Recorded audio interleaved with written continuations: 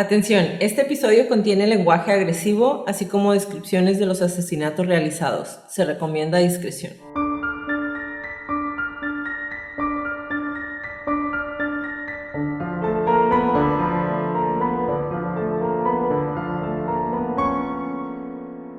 Hola a todos, bienvenidos a Crónicas de Crimen. Yo soy su host Jacqueline López y me acompaña, como de costumbre, Leti Mosqueda. Hi Leti.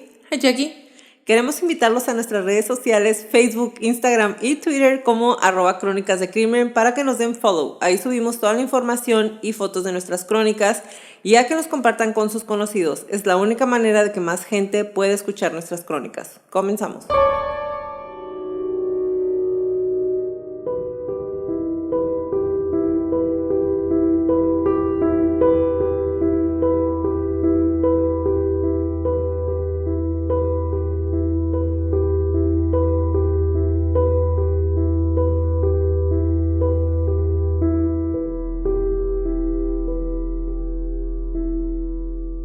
El 22 de julio del 2011, la ciudad de Noruega quedó marcada para siempre con uno de los ataques más grandes y crueles que se hayan registrado. En una de las ciudades más seguras del mundo, un hombre planeó durante más de 8 años un ataque con fundamentos extremistas. El día de hoy les voy a narrar la crónica de los ataques perpetrados por Anders Breivik, masacre en la isla de Utoya.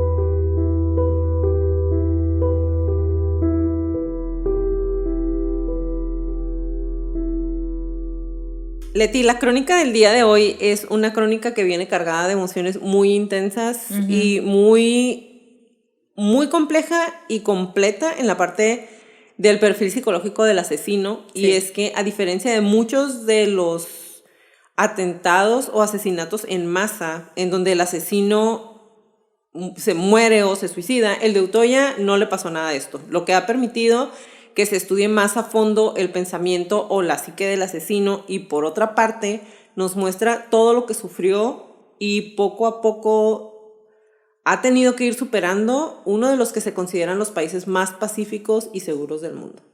Cuando me dijiste que íbamos a hacer este caso y empezamos a investigarlo las dos, no sé, yo estaba un poco negada, ¿no? Porque está muy fuerte, todo lo que pasó es muy horrible, es uno de los casos, es de esos casos que a las dos nos afecta, como que estamos ahí entre que queremos llorar y que tenemos que pausar y luego nos ponemos a debatir, pero es que ¿por qué? Y esto y aquello, y entonces estar leyendo sobre el por qué, estar leyendo todo lo que hizo, estar leyendo cómo lo platica, ver los documentales, ver la película, no sé si me la quería pasar llorando y te iba a decir, mejor hay que hacer otro primero, pero aquí estamos sentados. ¿Están listos? ¿Estás lista? Fíjate que cuando decidí que este era el que seguía, este caso lo tenía yo en la lista casi desde un inicio, y decidí que lo quería hacer desde que vi un documental en donde están narrando los papás de algunas de las víctimas, los papás de algunos de los sobrevivientes,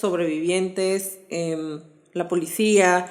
Esto es un documental muy bien armado y la verdad a mí se me hizo muy fuerte, pero cuando empecé a buscar más información y te dije, sí, lo vamos a hacer, o sea, realmente es una energía muy pesada la que trae toda esta investigación. Esperamos que les guste. El día 22 de julio de 2011, a las 15:25 horas en Gullgata, Noruega, explota una bomba en uno de los centros gubernamentales más importantes. Es el complejo en el que se encuentran la casa y lugar de trabajo del primer ministro, varios de los edificios de gobierno más importantes del país. En ese primer atentado pierden la vida 8 personas y resultan heridas por lo menos 12 personas más.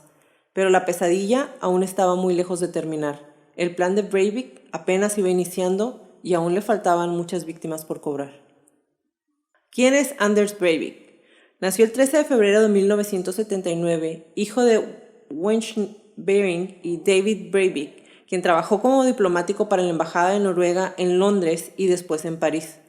Su primer año de vida lo pasó en Londres hasta que sus padres deciden divorciarse y entonces se va con su madre a Oslo.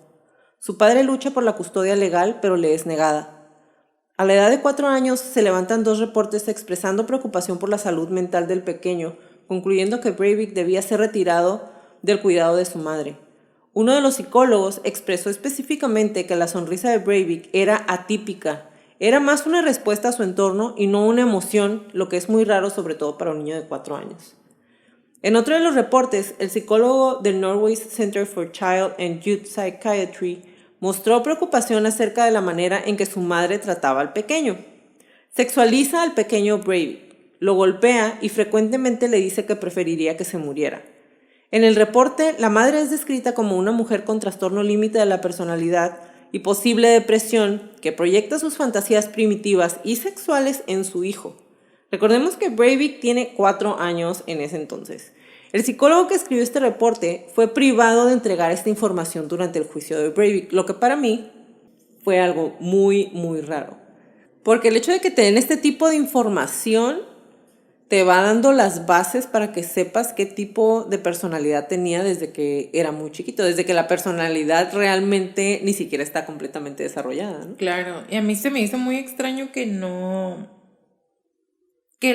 lo dejaran participar, que no lo dejaran testificar, que no dejaran que la mamá testificar tampoco, porque de alguna manera pienso que estaban, y más adelante lo vamos a hablar las dos, yo pienso que de alguna manera estaban queriendo demeritar todo lo que ellos debieron de haber visto o alguien debió de haber hecho algo desde un principio. Había muchos focos. Exactamente. Algunos de sus compañeros de secundaria y preparatoria lo recuerdan como una persona buena que siempre trataba de ayudar a aquellos a quienes les hacían bullying.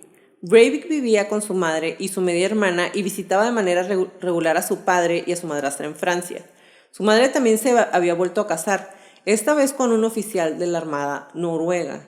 Y entonces aquí ya vamos avanzando. Ya hay un antecedente de que el niño no debía haber estado bajo el cuidado de su madre porque su mamá no era una persona completamente sana mentalmente. Entonces, Sí, suena como que no la mejor persona para tener bajo su cuidado en este a un caso hijo. ya era un niño un poco más grande, ¿no? Y luego, entonces, se casa con una persona que es de la Armada y entonces llega a la vida de Breivik esta parte tan estricta en la manera en cómo debe de comportarse y cómo debe de vivir. Durante su adolescencia, los problemas de rebeldía empezaron a asomarse. Primero empezó con el graffiti y se hizo parte de la comunidad de hip hop de la región. A mí se me hizo muy chistoso porque no me imagino Que es que hizo güey. en ese tipo de países, hip hop. Pero bueno, entra en este círculo junto con unos amigos. Sin embargo, Breivik se tomó el graffiti muy a pecho y fue detenido en numerosas ocasiones y multado en 2. Todo esto con apenas 16 años. La segunda ocasión que fue detenido y multado, cortó contacto con su padre por completo. Y aquí hay 2 versiones de lo que ocurrió. En una de las versiones, su madre dijo que su papá lo había abandonado y nunca había querido contactarlo otra vez. Pero la versión de su papá es que su hijo dejó de buscarlo, pero que él siempre estuvo esperando que su hijo regresara a verlo. Después de su última detención y de que Servicios Sociales quisiera que se quedara bajo la custodia del Estado, Breivik dejó de hablar con sus amigos del graffiti y encontró una nueva pasión, el levantamiento de pesas. Y Leti, como ya lo hemos visto antes, en este tipo de individuos solamente van cambiando las obsesiones. Con él específicamente podemos ver cómo se empieza a tomar las cosas muy a pecho. Todas las cosas que hace, él se enoja con sus amigos porque no están comprometidos, por ejemplo, con el arte del graffiti. Y después empieza con la parte empieza a hacer levantamiento de pesas y empieza a tener problemas con sus amigos porque no se toman su apariencia suficientemente en serio. Y para él, su apariencia física pasó a ser lo más importante. En eso basaba el hecho de sentirse una mejor persona en su apariencia física. Empezó a ser como muy absolutista, ¿no? Como a pensar en o todo o nada. Ajá. Y O sea, desde la parte del graffiti lo podemos ver. No van a ser suficientemente intensos con esto. Ah, no, entonces ya no voy a participar. Yo soy tan intenso, a mí me apasiona esto tanto que no me importa que me agarre la policía, no me importa que me multen. No me, o sea, era o todo o para qué vas, ¿no? Ya en su vida adulta, Breivik quiso ingresar al servicio militar en Noruega, pero no pasó las psicometrías, entonces no fue aceptado, porque no cumplía con los requisitos o no era apto para estar en la milicia. Y lo que para él, que se juraba un buen ciudadano, fue una falta de respeto el hecho que no lo hubieran querido aceptar porque no fuera apto. El hecho de decirles, de que le hayan dicho no eres apto para estar aquí, para él fue una falta de respeto porque él se creía un ciudadano ejemplar. pónganle un circulito a esto porque más adelante vamos a decirles por qué. Exactamente. A la edad de 21 años trabajó en el servicio al cliente de una tienda que daba servicio a gente de todas las nacionalidades. Y aunque era descrito en su mayoría como una persona amable, algunos de sus compañeros recuerdan que estaba muy obsesionado con su imagen y que podía perder la paciencia muy rápidamente. Algunos otros recordaron que Breivik se irritaba con mayor frecuencia con gente árabe o del sur de Asia. Breivik declaró que en 2002, a la edad de 23 años, empezó un plan financiero para llevar a cabo sus ataques del 2011. En el 2002. Fundó su propia compañía de programación, en la que también desarrollaba varios apps. Eso a la par de trabajar en la empresa de atención al cliente que les acabo de mencionar. Afirma que su empresa creció a 6 empleados y varias cuentas bancarias en el extranjero y que hizo su primer millón de coronas a la edad de 24 años. Coronas es la moneda corriente de Noruega. Escribió en su manifiesto que perdió 2 millones de coronas, pero que todavía tenía alrededor de 2 millones más para financiar el ataque.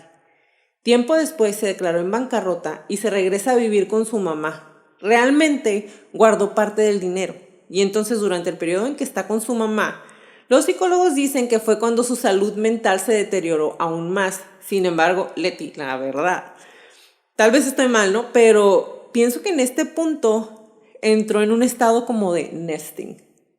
Porque dicen, ahí su salud mental se deterioró, pero desde el 2002 él ya tenía un plan que estaba cumpliendo. En su manifiesto viene lo que él iba a hacer durante todos los años y cuando van llegando ya a la fecha de los ataques, día por día y luego hora por hora, minuto por minuto, lo que iba a hacer. Entonces, el hecho de que a mí me digan que en ese lapso de tiempo fue donde su salud mental se deterioró, realmente no me convence. No, yo pienso que definitivamente no ayudó, pero atribuirle a esto que su salud mental haya deteriorado muchísimo más que lo que hubiera pasado fuera, no creo yo tampoco. Porque si bien aquí, como te dice, ya se va a full, se encierra, sigue con su manifiesto, lo sigue redactando. Yo pienso que eso ya era parte del plan, o sea, ya sabía que necesitaba tiempo para poder armar todo lo que culminó en esta aberrante tragedia, la verdad. Pero bueno, según los psicólogos, aquí fue donde ya no hubo marcha atrás. A partir de que se va a la casa de su mamá y empieza a comprarse uniformes tácticos, empieza a usar mascarilla para no respirar el mismo aire que su mamá, empieza, te lo juro, o sea, se pone como muy extremista. Y sigan encerrando esto en círculo, por favor. A partir de aquí se supone que marca el parteaguas en lo que sería más adelante la historia de Breivik. En mayo del 2009 fundó una empresa de cultivo bajo el nombre de Breivik Geofarm, descrita como un cultivo de sociedad unipersonal para cultivar verduras, melones, raíces y tubérculos a nombre de él, y él era la única persona que trabajaba en ella. En 2010, después de una visita a Praga, se compró una pistola semiautomática de 9 milímetros, una Glock 34, legalmente mediante la demostración de su pertenencia a un club de tiro en la aplicación para una licencia de armas. Y se compró un rifle semiautomático al poseer una licencia de caza. De esta manera no levantaba sospechas al estar comprando las armas. Le dijo a un tribunal en abril del 2012, cuando ya lo habían detenido, que fue entrenado para disparar usando un dispositivo holográfico al jugar Call of Duty. Dijo que le ayudó a ganar adquisición de objetivos, es decir, a tener un mejor tino. A finales de junio o principios de julio del 2011, se mudó a una zona rural del área de Asta, en Amot, condado de Hedmark, a unos 140 kilómetros al norte de Oslo. El sitio de su granja, como él mismo confiesa en su manifiesto, utilizó la empresa como cobertura legal para la obtención de grandes cantidades de fertilizantes y otros productos químicos para la fabricación de los explosivos. O sea, la empresa que fundó en el 2009 la hizo con la intención específicamente de poder hacerse de este tipo de químicos, de productos químicos, para realizar las bombas que él ya tenía planeadas. El periódico Bertensgang informó que después de comprar una pequeña cantidad de explosivos en una tienda en línea en Polonia, su nombre estaba entre los 60 del Servicio de Seguridad Policial por el Servicio de Aduanas de Noruega al haber utilizado la tienda para comprar los productos. Hablando con el periódico, John Fitche de PST dijo que esta información, PST es el Servicio de Seguridad Policial en el que él estaba en los 60, así como que en la mira. Dijo que la información que encontraron no dio ninguna indicación de cualquier cosa sospechosa. Y la verdad aquí. Vamos a regresarnos porque ya tenemos algunos cuantos cuentos muy similares. Por ejemplo, la masacre de Columbine, en donde los chicos empezaron a comprar municiones, empezaron a comprar y decían, pues no se ve nada sospechoso, ¿no?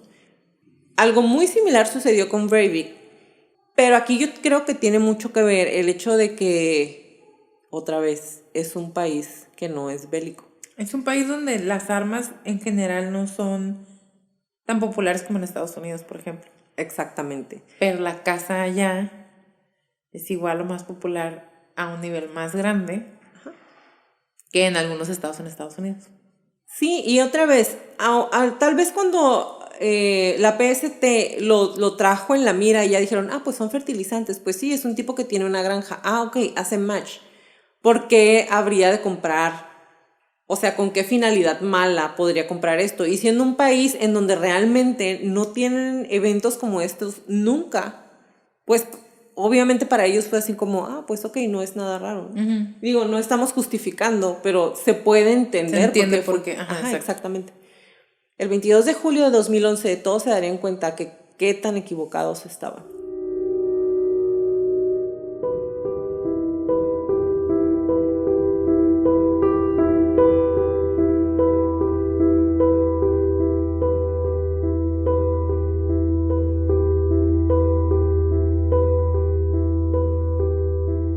El reloj marcaba las 15:13 cuando las cámaras de seguridad registran la entrada de un Volkswagen Crafter blanco a Gruvegata. El carro se detiene a 200 metros del bloque H y permanece encendido con las luces intermitentes por 1 minuto y 54 segundos. El conductor avanza por lo menos 200 metros hacia adentro del bloque H. A las 15:16, el conductor entra al estacionamiento frente al principal edificio gubernamental, ignorando totalmente el letrero de no entrar. Estaciona el carro frente a la entrada principal, abre la puerta del carro y se baja. Observa el vehículo por 7 segundos más y empieza a alejarse con dirección a Hammersborg Torg, ya que ahí tiene un vehículo estacionado, un tipo camioneta Fiat Doblo. A las 15:18, un testigo lo observa alejándose, aquí va la palabra del día, del Regierungspartalet, que es el complejo de edificios donde se encuentran la mayoría de las oficinas de gobierno. Lo ve subiendo al Fiat y después ve cómo se aleja en la camioneta, lo que le parece muy sospechoso porque lo ve que viene del otro carro, se baja y se va en otro carro. Entonces él apunta la placa. A las 15:25 explota la bomba dentro del automóvil y se hacen las primeras llamadas al servicio de emergencias. Y empieza todo. Como la bomba fue situada específicamente en donde están los edificios de gobierno y la oficina del primer ministro, automáticamente se sospecha de un ataque terrorista. La calle se llena de policías y vehículos de emergencia. El plan de Breivik estaba funcionando a la perfección. La atención de toda la policía estaba enfocada en el primer ataque, mientras el atacante se movía hacia su objetivo principal. A las 16:30, los participantes en el paseo de verano de Workers' Youth League, que era un movimiento asociado con uno de los partidos de Noruega, con el que Breivik estaba molesto porque según sus creencias, ese partido dejaba entrar gente de otras nacionalidades, principalmente afganos, a su país y estaba en peligro por ser sometidos por ellos. Bueno, estos chicos se encontraban en la isla de Utoya. Entre los chicos que estaban participando ahí estaban los hijos de muchos de los políticos que estaban en Noruega en los edificios que explotaron, por lo que él los veía como los próximos líderes del país. Entonces ellos eran su principal objetivo. Bueno, ellos están en la isla de Utoya y a esa hora los juntan para dejarles saber sobre el atentado en Oslo y asegurarles que ellos se encuentran en ese momento posiblemente en el lugar más seguro del planeta, porque a nadie se le ocurriría ir a la isla. Estaban totalmente equivocados. A las 16:55, Breivik, disfrazado de policía y armado hasta los dientes, llega a la estación del ferry en donde es transportado hacia la isla, argumentando que lo habían enviado como refuerzo en caso de cualquier contingencia a la isla. Y regresamos otra vez a la parte de la inocencia. Aquí la verdad es que, no sé, un solo policía. Y cuando llega, el encargado de seguridad de la isla le dice, ¿cómo que nada más mandaron a un policía? Y él contesta, todos los demás están ocupados con lo que sucedió en Oslo. Entonces, a las 17:18, Breivik llega a Utoya y empieza su fatal ataque. Cuando llega a la isla, se presenta como un policía, llevaba su placa y todo lo que lo acreditaba, incluyendo un uniforme. El uniforme que llevaba es de los que compró cuando estuvo encerrado en la casa de su mamá, ¿ok? Entonces fue uno de los prototipos que decidió llevarse. Les pidió que reunieran a los chicos, a los más posibles de los que estaban ahí, para explicarles la situación. Acto seguido, cuando ve a los chicos reunidos, saca de su mochila una pistola y municiones y empieza a disparar contra todos los que se habían reunido a su alrededor. Christopher, uno de los sobrevivientes que fue atacada en cuanto llegó a la isla, platica que solo recuerda que cuando recuperó la conciencia, la isla ya no era el escenario de un campamento juvenil, sino el epicentro de una matanza. Los chicos caían al suelo como muñecos rotos. Otros corrían como cerro arriba, sangrando, gritando a los demás que huyeran. Empecé a correr hacia el bosque con la intención de esconderme. El pánico era absoluto. No hacíamos más que gritar y llorar, y eso fue lo que la mayoría de todos hacíamos. Sin embargo, la mayoría portaba chamarras tan vistosas y gritaban tanto del miedo que le avisaban básicamente al atacante de la posición de ellos y de quienes acompañaban. Entonces, pues les disparaba a todo el mundo. Anders Breivik no dejaba de avanzar con un fusil de mira telescópica y empuñaba una pistola Glock con la mano derecha. No tenía prisa. Recorrió las tiendas de campaña disparando y matando a varios jóvenes que se encontraban dentro y se adentró en el bosque. Algunos disparos impactaban en los árboles encima de nuestras cabezas. Me dije que aquello no podía ser. Alguien debía o tenía que asumir la iniciativa o escapar o esconderse, dice Christopher, quien entonces tenía 24 años. Y con 24 años era de los más adultos. Los chicos que se encontraban ahí, Leti, tenían desde 14 años. La víctima más pequeña tenía 14 años, perdón. Y en su mayoría eran adolescentes. Todos tenían entre 14 y 18 años. Pues entonces, sí, era como un youth camp. O sea, sí, eran puros niños. O chamaquitos sea, y los más grandes eran de los organizadores. Exactamente. Reuní a todos los que pude. Salimos corriendo. Llevó a 30 jóvenes al mejor escondite que se le ocurrió, una espesura de arbustos junto al agua. Pero la naturaleza proporcionaba un refugio muy leve, muy parco.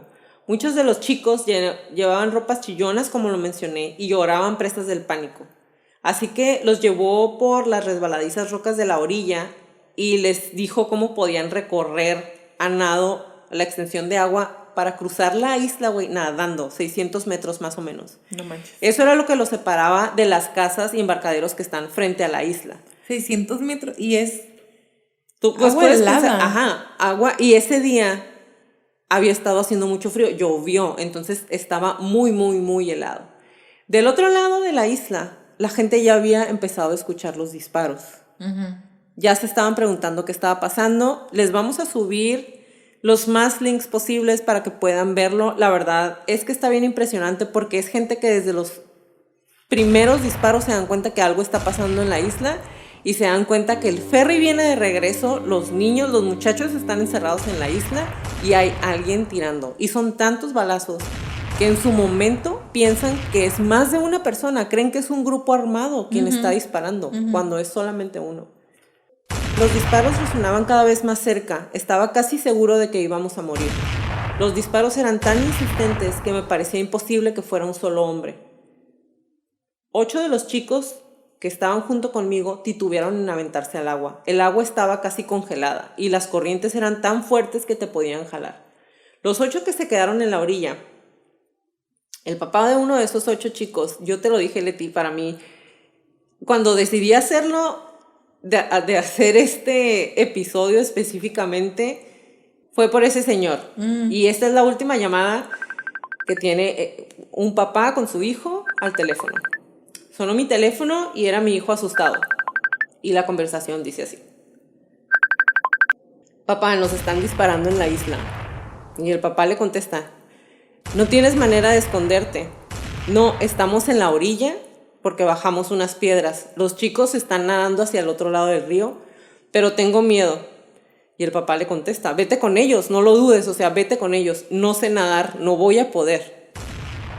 Y su papá le dice: inténtalo, dale, vete con ellos, o sea, mejor que te pase algo corriendo. Y el muchacho le contesta: te amo, los balazos se escuchan muy cerca y necesito colgar. Y es la última vez que ese hombre habla con su hijo. Él, junto con los otros 7 chicos que se quedaron en la orilla, fueron asesinados por Breivik.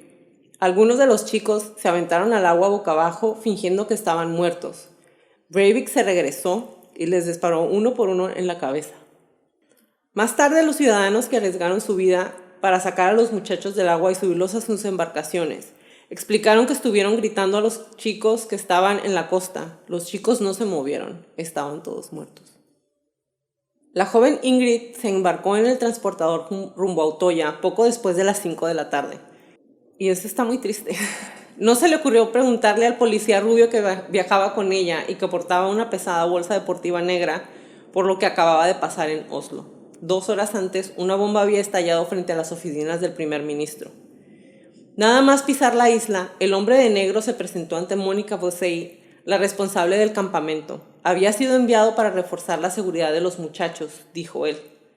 Ingrid estaba empezando a subir la ladera cuando Breivik disparó a la mujer, una vez en la espalda y 2 veces en la cabeza.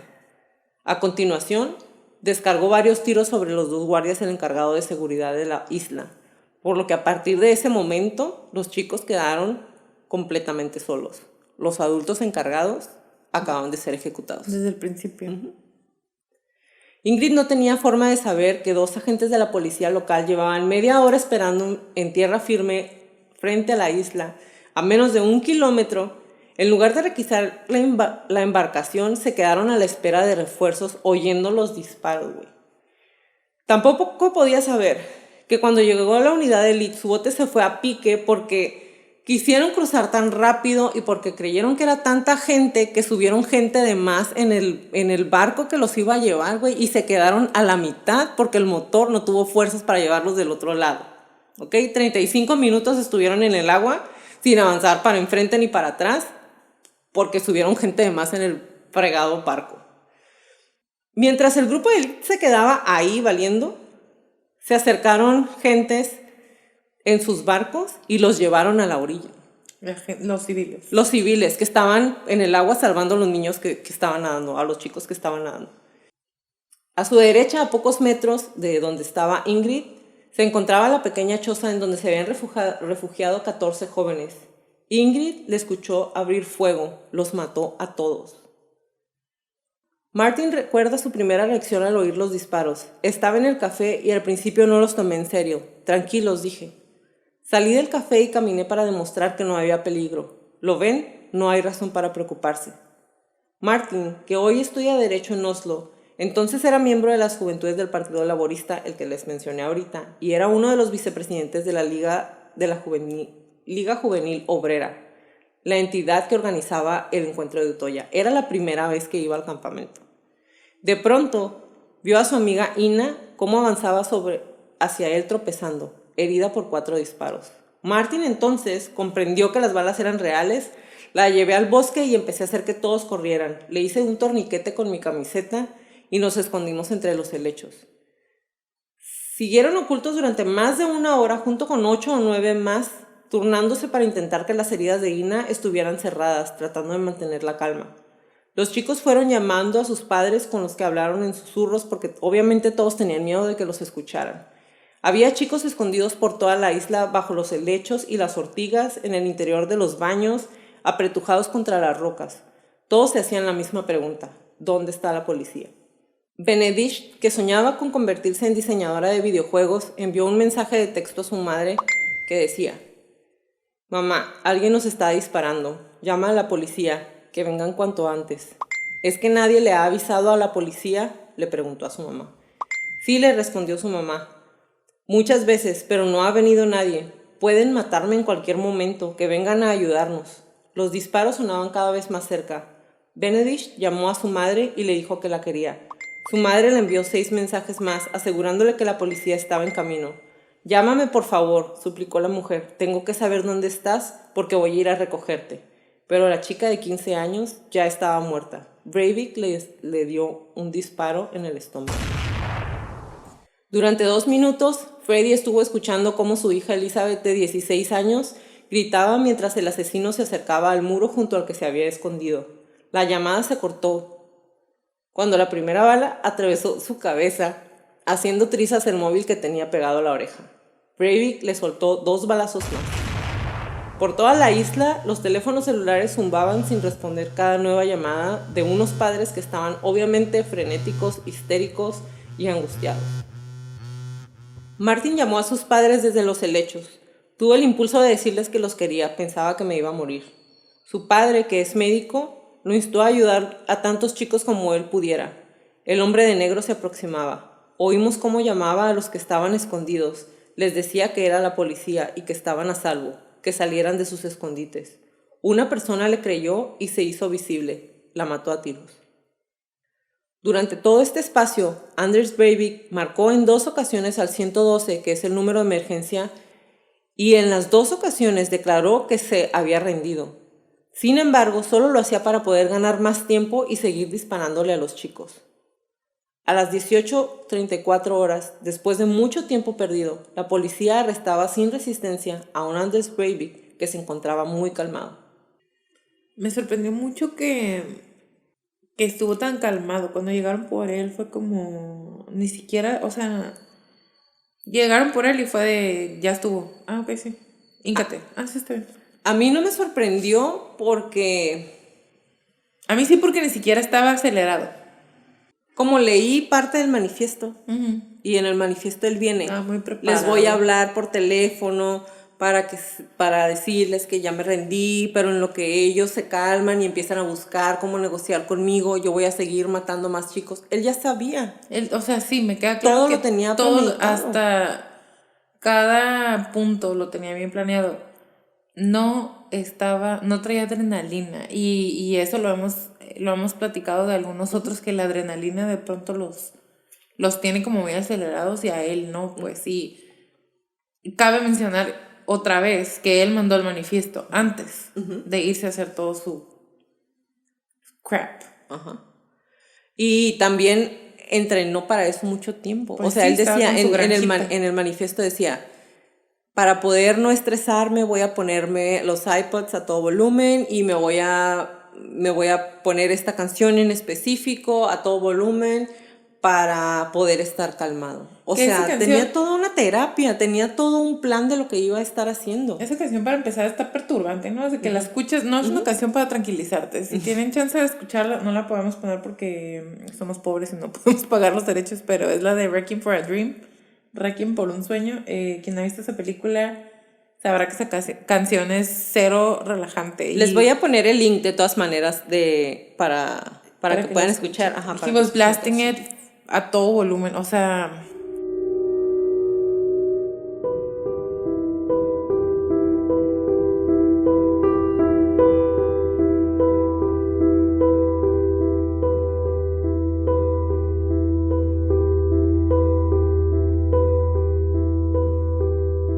En el camino a su primera reunión en la cárcel, la escolta del policía de Breivik se encontró con una furiosa multitud, algunos de los cuales gritaban: «Arde en el infierno, traidor», mientras que otros utilizaban otras fuertes palabras.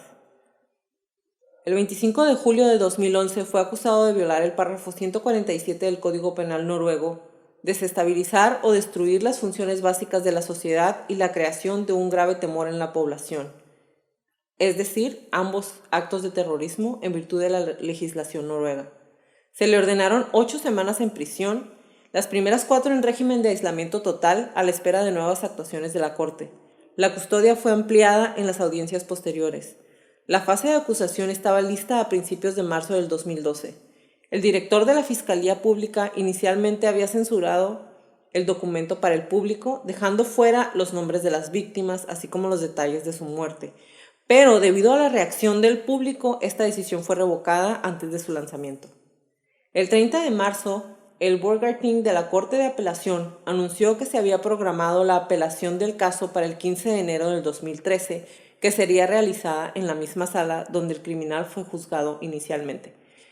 Y antes de pasar un poquito más a lo que fue su arresto, ya al caso más en el fondo, algo muy importante que quiero mencionar antes de pasar ya de lleno al caso, es que cuando lo arrestan, él pide específicamente a un abogado. El abogado nunca lo ha conocido, no tiene idea de quién es el hombre, obviamente está viendo el caso y le hablan y le dicen, ¿sabes qué? Breivik te está pidiendo para que vengas tú a representarlo. Y él dice, no, yo no lo conozco. O sea, su reacción inicial es, no lo conozco, no quiero tener nada que ver. Y sobre la marcha, cuando ya el hombre decide que pues tiene que ayudarlo, empiezan a llegarle amenazas a su casa porque estaba defendiendo pues básicamente a un asesino. Y él dice, o sea, ni siquiera es opción para mí. Lo tengo que hacer aunque yo no quiero. Y eso a mí se me hace muy fuerte porque, o sea, seguía jodiéndole la vida a la gente, pues, ya, o sea, a un detenido, y él en ningún momento durante todo su juicio, él se muestra arrepentido, jamás. Él está a la fecha súper convencido de lo que él hizo es porque es un excelente ciudadano. Sí, claro. Y escogió a este abogado en particular porque el abogado participó en un juicio para un nazi. Uh-huh. Y le dice, por eso te escogí, porque yo sabía que tú ibas a entender mi punto. No. Y el abogado, dude, it's my job. Exactamente. Lo que él quería, lo que él busca es que la gente esté de acuerdo con sus ideas extremistas, que eso es un problema. Breivik se mantuvo en la prisión después de su arresto. Ahí tenía a su disposición 3 celdas de la cárcel, una donde podía descansar, dormir y ver películas en DVD o televisión, otra que fue creada para usar una PC sin conexión a internet y una tercera con equipamiento de gimnasio. Solo se le seleccionó personal de la prisión con una cualificación especial para trabajar con él, y la dirección de la prisión ordenó no permitir que su presencia como prisionero de alta seguridad afectara a cualquier otro de los reclusos, es decir, lo tenían completamente en aislamiento. Según uno de sus abogados, Breivik tenía curiosidad por saber si su manifiesto había comenzado a echar raíces en la sociedad, y su abogado consideró la posibilidad de tener a algunos de aquellos con quien había intercambiado cartas durante el tiempo en prisión como testigos durante el juicio. ¿A favor?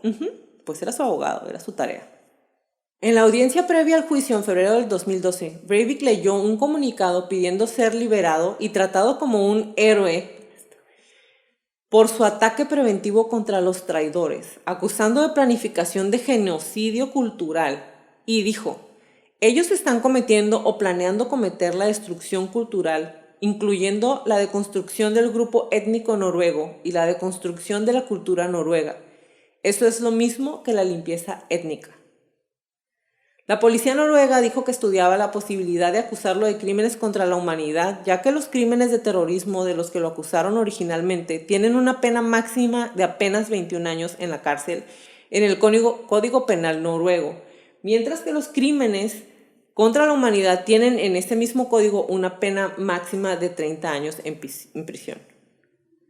Breivik se sometió a su primer examen forense en 2011. Los psiquiatras le diagnosticaron esquizofrenia paranoide, concluyendo que había desarrollado el trastorno a lo largo del tiempo y estaba psicótico, tanto cuando llevó a cabo los ataques como durante la observación. También fue diagnosticado con abuso de sustancias que no generan dependencia antes del 22 de julio. Los psiquiatras, por consiguiente, lo encontraron demente.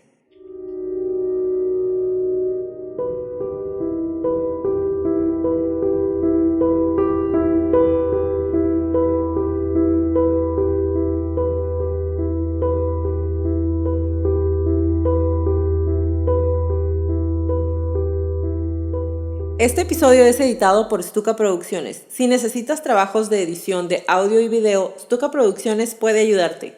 Búscalos en Instagram y Facebook como Stuka Producciones. Stuka es SZTUKA Producciones. Y ahora vienen las diferentes líneas de investigación, teorías y el perfil complejo psicológico de Breivik. Leti, estuviste haciendo la investigación psicológica de su perfil. Háblanos un poco del perfil de este tipo que realmente lo odié, no inventes, y yo creo que te voy a estar interrumpiendo con preguntas y con algunas de las teorías que salieron ahí a lo largo de toda la investigación que hicimos. Claro, y de hecho yo también lo desprecio, o sea, como te decía hace unas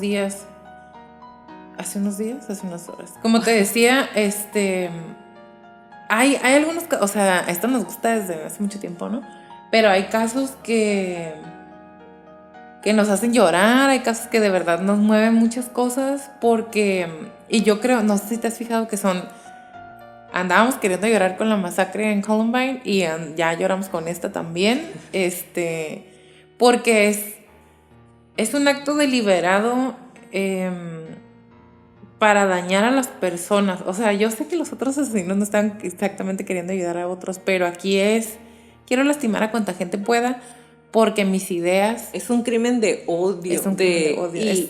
Y es quitarle la vida, la inocencia, es destruir por gusto a tanta gente. O sea, y este hombre tan joven, estaba joven cuando lo hizo. O sea, a los 21 años ya estaba planeando cómo realizar el ataque. Entonces, pero es que él estaba malito, él estaba muy malito. Y ahí les va. Islamofóbico, oposicionista al feminismo, veía al marxismo cultural como el enemigo número 1. Era supporter, ¿cómo se dice? Apoyaba el sionismo y tenía en su manifiesto, obviamente, tenía varios párrafos en donde pensaba que la deportación de todos los musulmanes de Europa era correcto basado en los decretos de Beneš. Y ahora les voy a platicar de uno por uno, a grosso modo, qué es cada cosa. La fobia al Islam es un miedo extremo y hostilidad hacia el Islam y los musulmanes. Y en su mayoría de las veces esto desemboca en discursos de odio, palabras de odio, y no nada más discursos de que en la calle me encuentro con alguien y le digo, sino estar escribiendo y promoviendo el odio.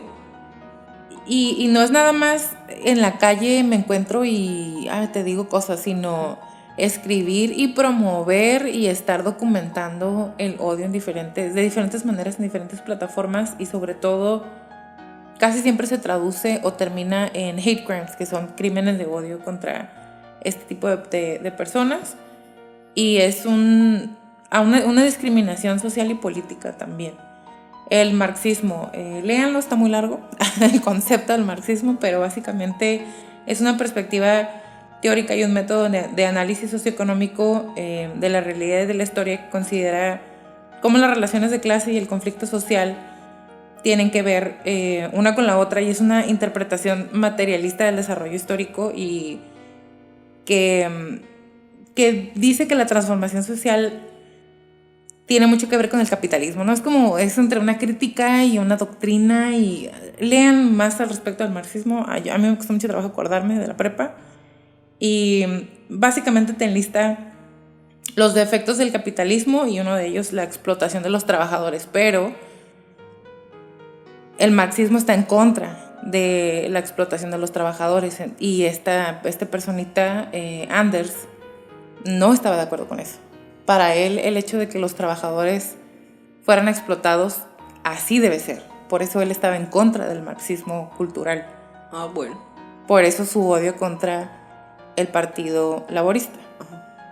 El sionismo es una ideología y movimiento político nacionalista que desde sus inicios propone el establecimiento de un Estado para el pueblo judío. Esto salió después a finales del siglo XIX, cuando los judíos no eran vistos como un pueblo, sino como una minoría religiosa. Y entonces el sionismo surge como una respuesta a la ola antisemita en Europa. Y pues esta persona también, él sí estaba de acuerdo en el sionismo porque significaría que todos se tienen que regresar a su estado. No se podrían quedar en otros lugares. Se tendrían que todos regresar a Israel, a Palestina y a... Pues de hecho, una vez que ya está en la cárcel, o sea, a partir de que está en la cárcel, se hace nazi. Sí. O sea, realmente aquí, a veces, durante el tiempo que estuve haciendo la investigación, piensas, sí, tal vez realmente estudió y realmente sí es una persona estudiada, pero a final de cuentas es más que nada racismo. Sí. Y ahí te va otra como para decir, sí es cierto. Él estaba de acuerdo o él apoyaba la idea de que se tenían que deportar a todos los musulmanes en base a los decretos de Beneš. Estos decretos son una serie de leyes que fueron escritas por el gobierno en exilio de Checoslovaquia cuando estaba siendo ocupada por los alemanes, obviamente, Segunda Guerra Mundial. Uh-huh. Y no estaba el parlamento de Checoslovaquia, entonces durante todo ese periodo se escribieron por Edvard Beneš, se escribieron estos decretos del 40 al 45. Y en esto se habla sobre diferentes aspectos que tienen que pasar para poder reestructurar el gobierno de Checoslovaquia y su sistema legal, y es desnazificando el Estado. Es decir, se tiene que deportar a todos los alemanes que son nazis del país. Y entonces su idea era como, tenemos que sacar a todos los musulmanes de Noruega en base a estos decretos. Es como estaba tergiversando casi sí, para su conveniencia. Todo lo adopta como él quiere, ¿no? Su idea es la parte de la islamización, ¿no? Básicamente eso es lo peligro. Que él dice. La islamización es un peligro porque nos quieren quitar básicamente la esencia de lo que somos como país, la esencia de lo que somos como religión, la esencia de lo que somos como color de piel, como con todo eso. O sea, es extremismo y es básicamente a su conveniencia nada más. Exacto. Y bueno, vamos a hacer un resumen de su vida desde su infancia, porque ya nos platicaste. Su papá se va, lo deja con la mamá, pide la custodia, no se la dan, se queda con la mamá y con su media hermana. Hubo algo muy gracioso que le pasó cuando estaba pequeño. Él es del 79, en el 85 se pelea con su amigo, con su único amigo, que es de otra raza, por cierto. Y como se pelean tan feo, el papá del amigo destruye la bicicleta de Breivik, como castigo, como retaliation. Y él se queda como, es que mi amigo me hizo esto. No, él es una consecuencia de mis acciones, que no está bien, ¿ok? No le destruyen las bicicletas a sus vecinos, pero no lo ve como una consecuencia de sus acciones. Y después empieza con sus pequeños actos criminales, porque si es vandalismo, a lo mejor él estaba queriendo hacer arte con el graffiti y eso, pero estaba vandalizando de todas maneras. Lo arrestan un par de veces, como ya nos dijiste, lo multan un par de veces. Le empiezan a dar, en el 98 empieza a tomar píldoras para dormir, las cuales se está consumiendo durante 5 años, que son las sustancias que no generan dependencia, pero de todas maneras estás tomando algo que está cambiando la manera en la que tu cerebro está funcionando por sí mismo, de manera natural. Y en el 99 está con un amigo suyo en un bar en un club y al salir todos tomados, 3 musulmanes los atacan, los golpean muy fuerte, tanto que Breivik tiene que ir a que le hagan cirugía en la nariz porque se la rompieron y viaja a Estados Unidos para que le hagan una cirugía y se regresa. Y yo pienso que todo lo que le pasó, incluyendo su mamá, que ahorita les voy a platicar otra vez lo que tú nos estabas diciendo, yo pienso que estas cosas que le pasaron, él no tenía las herramientas para procesarlas, y este ataque en particular, o sea, si él ya traía algo contra los musulmanes y luego lo atacan y pobrecito, a mí todo me pasa, pues porque esa gente no me quiere, ¿no? Ajá, porque ¿cómo me van a atacar ellos en mi propio país? Algo así, pues es como, no sé, yo pienso que eso también tuvo mucho que ver. Ya nos platicaste que hubo 2 reportes que la misma mamá hizo a Seguridad Social para que le ayudaran con el hijo, porque ella sentía que no iba a poder, porque era muy rebelde, porque era muy oposicionista, porque no podía ella con la responsabilidad, pero a no los hizo 4 años. Pero no hizo eso con su otra hija. Después. Y no quiso, o sea, el papá quería la custodia y ella no la quiso, ¿no? dar. Por sus nuts, nada más. Tú nos decías, y lo voy a volver a decir, el psicólogo, cuando él estaba chiquito, que lo revisaron, el psicólogo dijo, su sonrisa no está conectada o anclada en las emociones, más bien es una respuesta deliberada. Él está escogiendo sonreír como respuesta a los estímulos que tiene de su entorno. That is not right. O sea, y menos 4 años. Y menos tan moco, porque no tienes, o no deberías. No deberías de tener ese tipo de respuestas en esa edad. No es normal, es atípico completamente. Y la mamá que lo sexualizaba, no encontré exactamente a qué se referían los psicólogos con eso, pero lo golpeaba, como bien nos dijiste, y estaba... No, y proyectaba sus fantasías sexuales con su hijo. Sexuales primitivas, o sea, estamos hablando de tal vez un complejo de Edipo no resuelto. Ajá.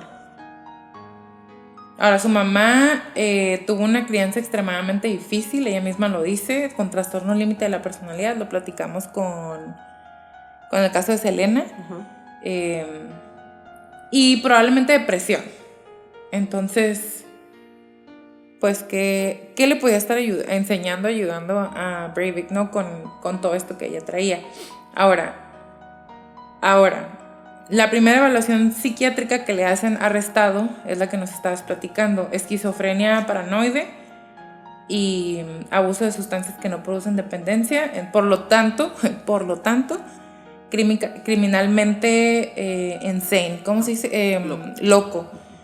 Y estaba psicotizado, fue lo que dijeron. Psicotizado durante el ataque, psicotizado durante las observaciones y durante las entrevistas. ¿Y los otros 9 años? Ajá, exactamente. Pero un psicótico por 9 años, qué exitoso. O sea, sería un caso de brillante.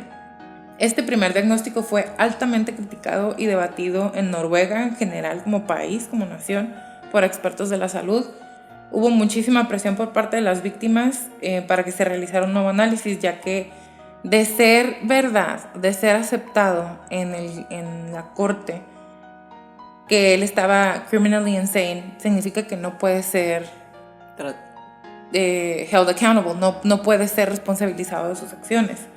Y entonces se podría haber ido a un hospital psiquiátrico en donde un médico, no un psiquiatra necesariamente, no un juez, no un jurado, no un policía, nada que tenga que ver con lo legal, decidiría si entonces después de cierto tiempo ya no es una amenaza para la sociedad o sí, y entonces tendrá que estar en confinamiento por el resto de su vida. Y aquí hay algo que a mí me llamó mucho la atención, porque cuando están haciendo las investigaciones en varios de los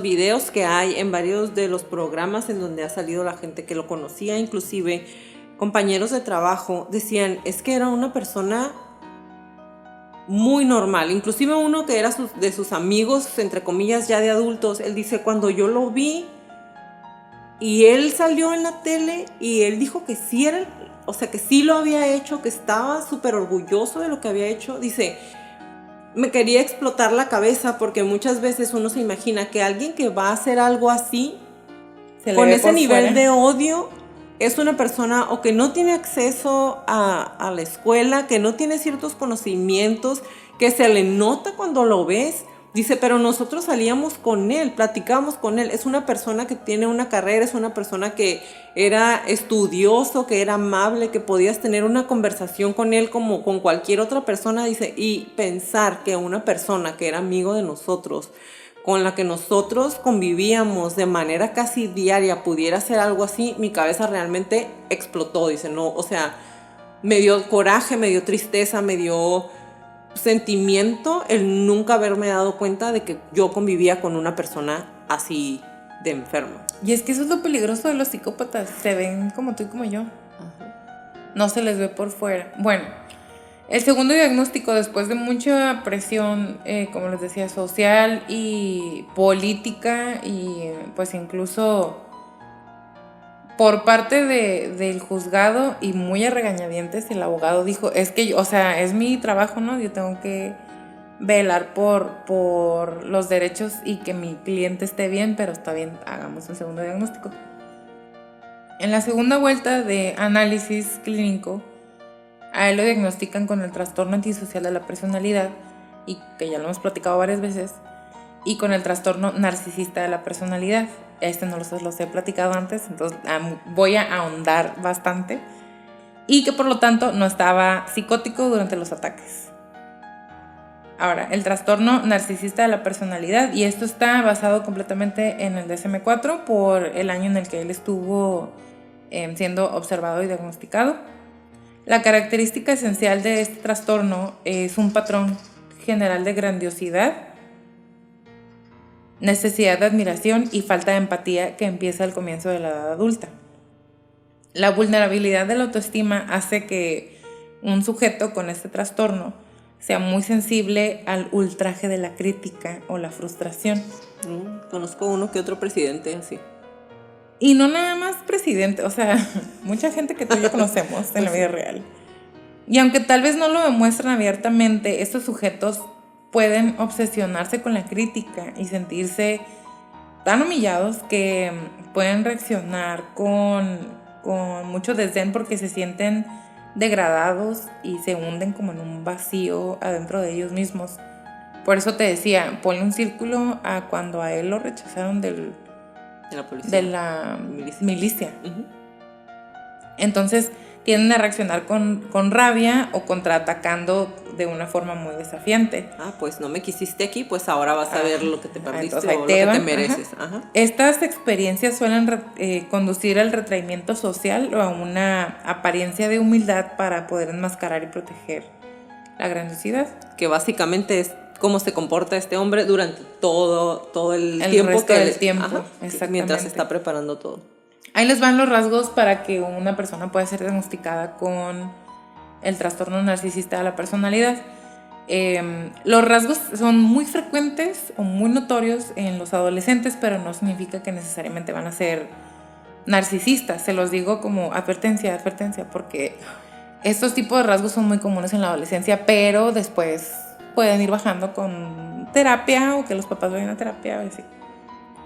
Para poder ser diagnosticado se necesitan 5 o más de los siguientes ítems, que es un grandioso sentido de la autoimportancia, una exageración de logros y de capacidades, y sobre todo esperan ser reconocidos como superior a otras personas. Es como, porque no todos pueden hacer esto y yo soy muy I'm the shit, ¿no? Algo así.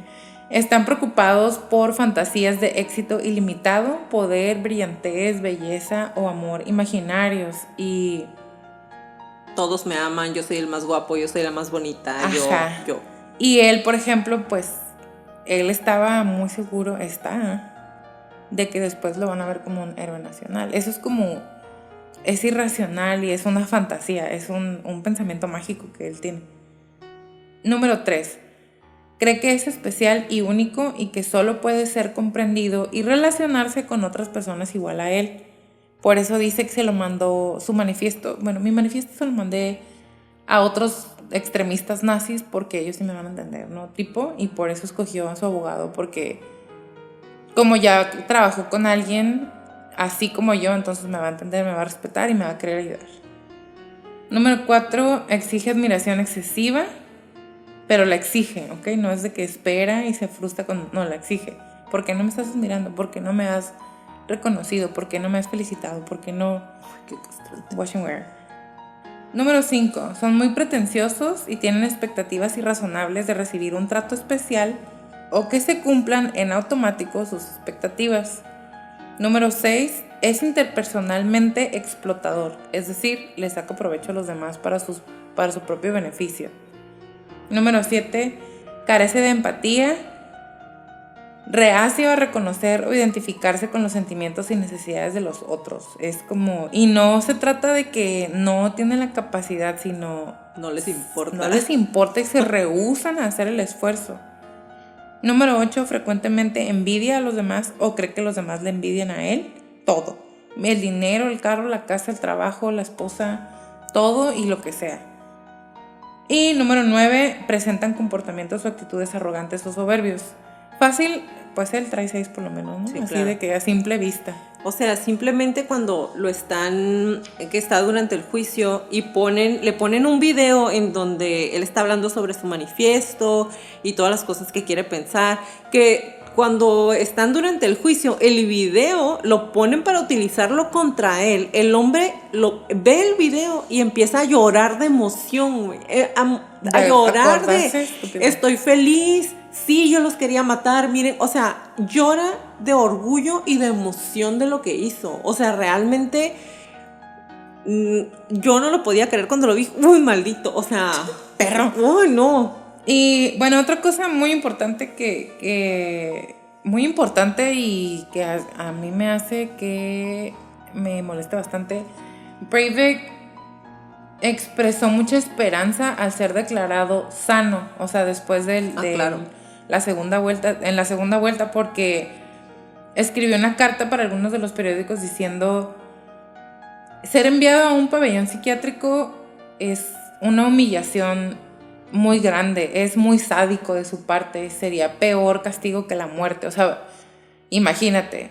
Y aquí es donde está, o sea, pues gracioso, jaja, no, pero gracioso, que una persona que hizo todos los crímenes que él cometió se sienta tan preocupado de decir, la gente va a pensar que lo hice por loco. Ajá, y no porque de verdad lo quería hacer.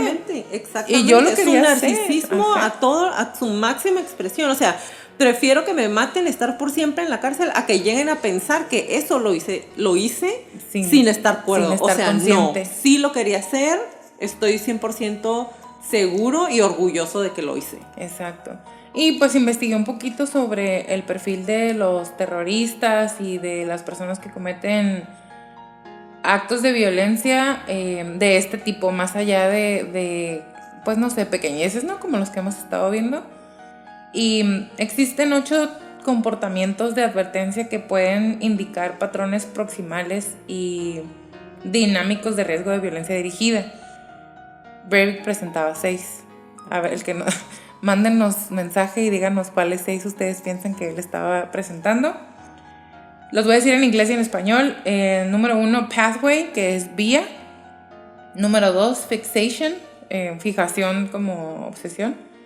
Número 3, identification o identificar contra quién va obviamente el ataque. Número 4, novel aggression o pues agresión novedosa, esa es la traducción literal, pero tiene que ver como con nuevas maneras de agredir a las personas más allá de la violencia física, ¿no? Número 5, energy bust, que literalmente se traduce en como un relámpago de energía. Número 6, leakage, que es como pues fuga, ¿no? De información más que nada. Número 7, sí, last resort o la última, como últimos recursos, última salida, mi última opción. Y número 8, directly communicated threats, que es comunicar de manera directa tus amenazas. Mándenos un mensaje a ver si saben cuál es 6. Nosotras obviamente ya sabemos cuál es 6. Y aquí lo importante, y eso es lo que le queda de lección a Noruega como país, pero que le podría quedar de lección a todo el mundo. Él anunció de muchas maneras, había muchas señales, muchos focos rojos. Nos vamos con lo mismo que pasó en Columbine. Tenía un manifiesto, estaba en línea, tenía unos videos. La policía lo pudo haber visto y lo pudo haber detenido muchas veces durante todo el caminito. La mamá pide ayuda. Pero como la mamá no estaba como muy sana, que digamos. Pues por eso, desde ahí. Entonces, digo, ahí está todo el caminito, todo lo que tenemos para ustedes de este individuo.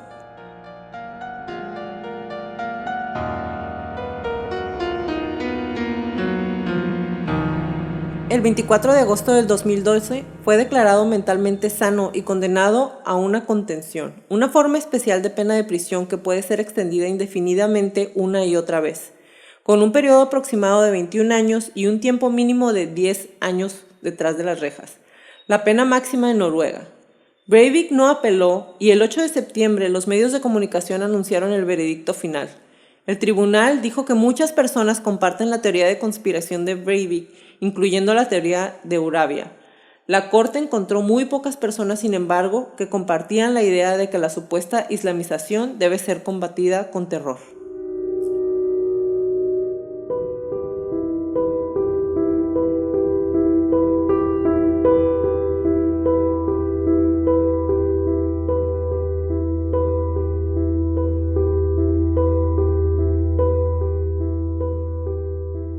Gracias por acompañarnos en un episodio más de Crónicas de Crimen. Los esperamos en nuestro próximo capítulo. Si les gustan nuestras crónicas, por favor, regálenos un review en iTunes y en Spotify. Bye, Leti. Bye, Jackie. Bye, Crónicos.